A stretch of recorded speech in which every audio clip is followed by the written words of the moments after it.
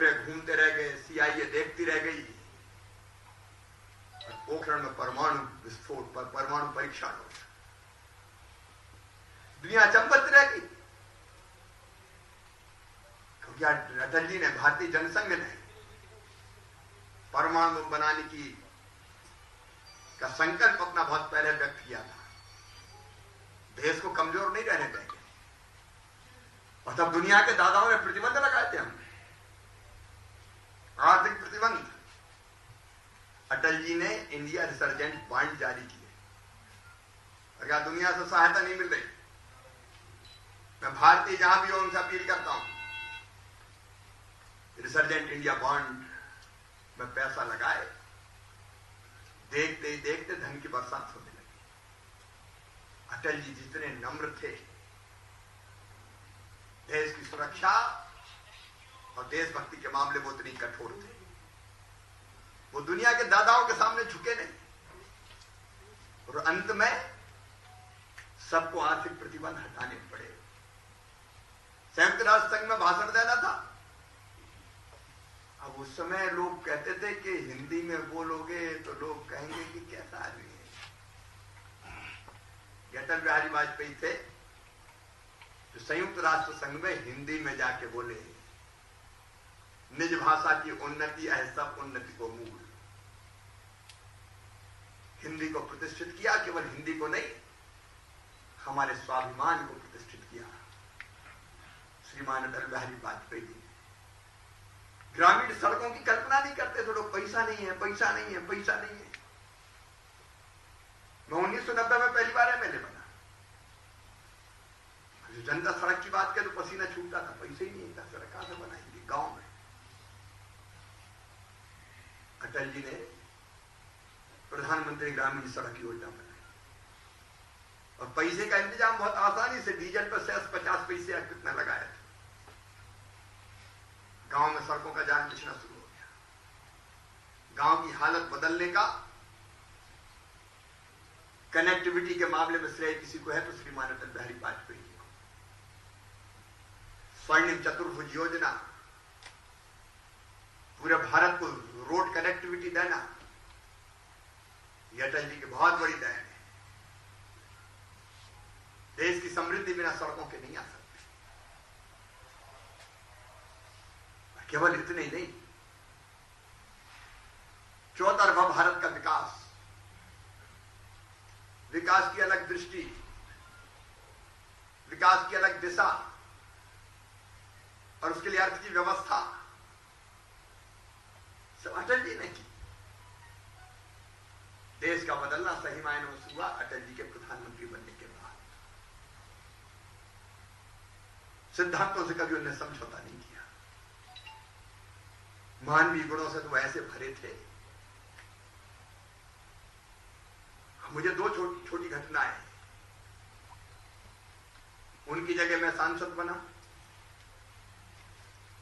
क्योंकि लखनऊ ने अपने पास रखी विदिशा मिलाचा, उन्हें बड़ा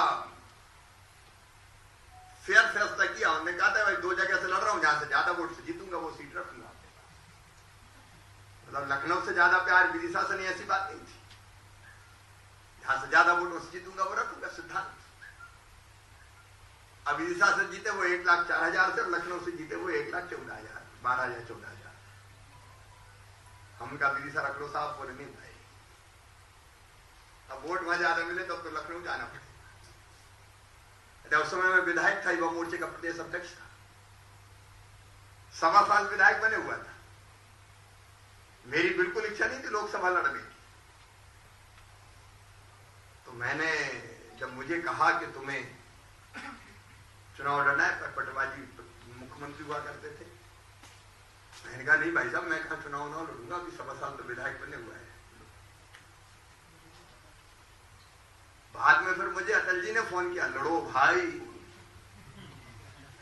ऐसे कहते थे, अलग स्टाइल में, लड़ो भाई। तो इनका जो आ गया, लड़ दिए। उस समय पंजाब मेल एक्सप्रेस का गंजवासों में पहले स्टाफ था। अब ट्रेन का स्टाफ खत्म हो जाए तो शहर में बहुत बड़ा मुद्दा होता है।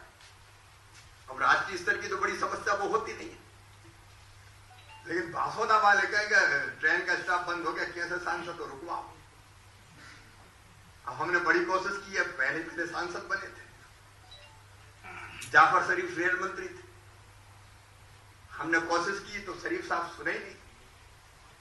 मैंने कहा क्या करूं यार, बासोदा वालों ने कह दिया कि बिना पंजाब मेल रुकवाए बासोदा आना मत। मैंने हिम्मत करके सोचा अटल जी के पास चलते हैं।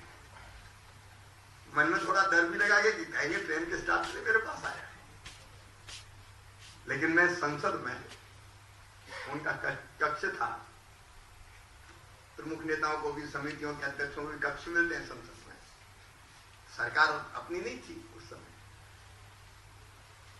ये कोई 92 के आसपास की बात होगी। तो मैं गया मिलने, तो मुझे देखते ही वो बोलते थे आओ विदिशापति, उनकी अपनी स्टाइल थी।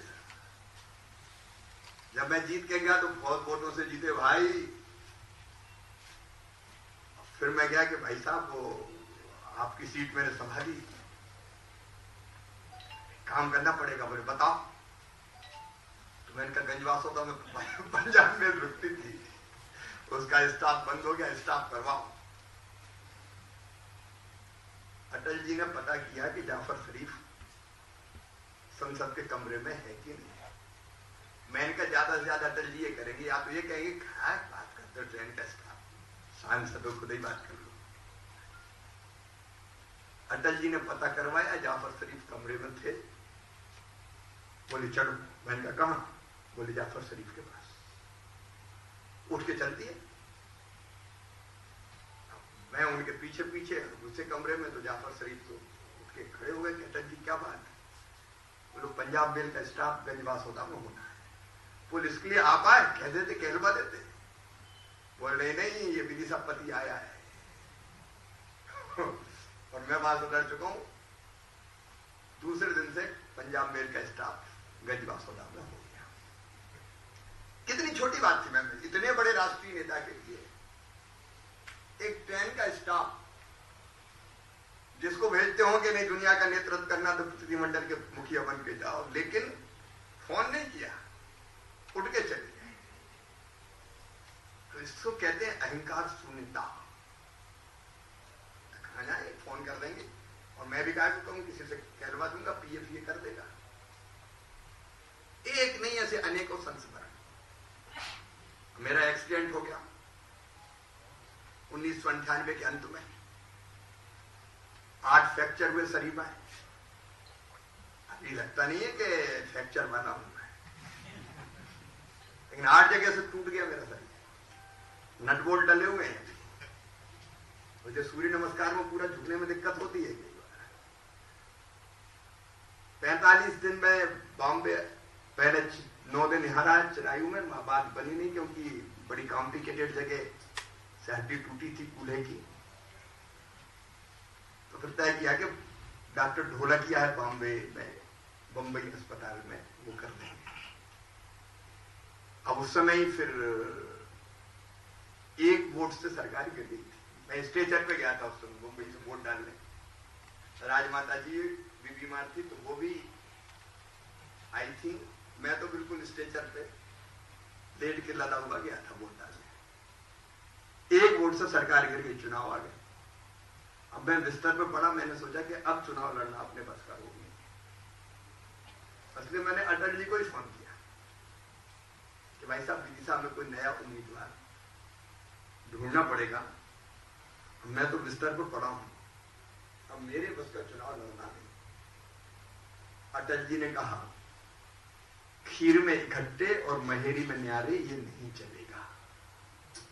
मैंने कहा क्या मतलब भाई साहब? बोले जब कोई मिल नहीं रहा था तब तुम्हें लड़वा दिया जबरन, तुम लड़ना नहीं चाहते थे, और अब जब तुम संकट में हो पड़े बिस्तर पर तो और कोई को लड़ा दे। यह नहीं हो सकता, तुम बिस्तर से चुनाव जीतोगे शिवराज, तुम ही लड़ोगे। ये अटल बिहारी बात है। अगर मैं सुनाऊं तो शायद दिन भर पूरा हो जाएगा। आज उनके चरणों में हम श्रद्धा की सुमन अर्पित करते हैं। आज उनकी पुण्यतिथि है, हम उनका पुण्य स्मरण कर रहे हैं। इसलिए एक फैसला हम सब मिलकर कर रहे हैं कि चंबल की प्रगति का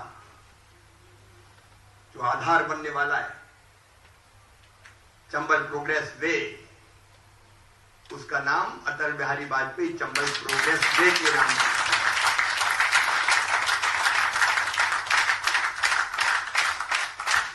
ताकि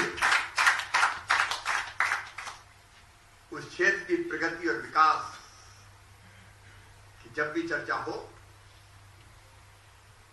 अटल जी हमें दिखाई दे। भोपाल में भव्य प्रतिमा का निर्माण उपयुक्त स्थान पर अटल जी की भव्य प्रतिमा, दिव्य प्रतिमा लगेगी, और उनके जन्मदिन पर 25 दिसंबर को सुशासन दिवस हमने पहले ही तय किया था। सुशासन दिवस मना के हम मध्य प्रदेश की जनता को बेहतर शासन देने का प्रयास करेंगे, क्योंकि प्रेरणा के पीछे अटल जी रहेंगे। अटल जी के चरणों में प्रणाम। बहुत याद आते हो अटल जी, कृपा और आशीर्वाद की वर्षा करना। धन्यवाद।